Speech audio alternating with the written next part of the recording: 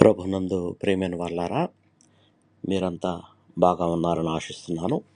ఈరోజు దేవుడు మనకు గుర్తు చేస్తున్న ఒక దీవెన 119వ సంకీర్తన 105వ వచనము. నీ వాక్యము నా పాదమునకు దీపము, నా మార్గమునకు వెలుగు. ప్రియులారా, మన జీవితము ఒక ప్రయాణం లాంటిది. అనుదినం మనము ప్రయాణిస్తుంటాం, వెళుతుంటాం. ప్రయాణం అంటే ఒక చోట నుంచి ఒక చోటకి వెళ్తామని కాదు. మనం జీవిస్తూ ఉంటాం. మన జీవితమే ఒక ప్రయాణం. ఈ ప్రయాణంలో కొన్నిసార్లు మనకి చీకటి, అనిశ్చితి, సందేహాలు ఎదురవుతాయి.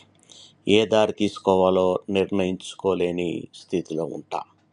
అలాంటి సమయంలో దేవుని వాక్యము మనకు ఒక దీపంలాగా దారి చూపెడుతుంది.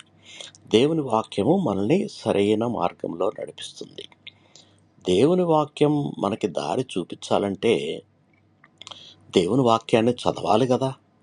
కాబట్టి ప్రతిదినం కూడా దేవుని వాక్యం చదవడం అలవాటు చేసుకోండి.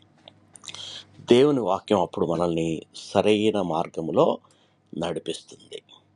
అప్పుడు మనము తీసుకునే ఏ నిర్ణయం కూడా మనల్ని తల వంచుకునే స్థితికి తీసుకొని రాదు. ప్రతి పనిలో కూడా దేవుని వాక్యం మనకు విజయం దయచేస్తుంది. కాబట్టి ఇంకా రోజు దేవుని వాక్యాన్ని చదువుతున్నావా, నీవు ఆశీర్వదించబడుతున్నావు.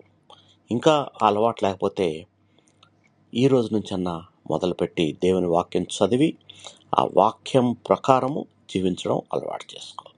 ప్రార్థన చేసుకుందాం. ప్రియ పరలోకపు తండ్రి, ఈ వాక్యమునకు మీరు దయచేసిన వాక్యానికి నాయన కృతజ్ఞతాస్తుతులు, వందనాలు.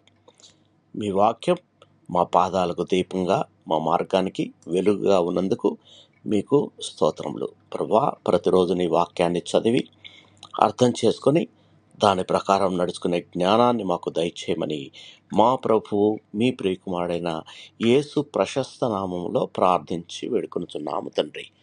ఆమేన్. మీకు ఎవరికన్నా ప్రార్థన అవసరం ఉంటే మీరు నాకు మెసేజ్ చేయొచ్చు. దేవుడు మిమ్మల్ని బహుగా దీవించి ఆశీర్వదించునుగాక. ఆమేన్.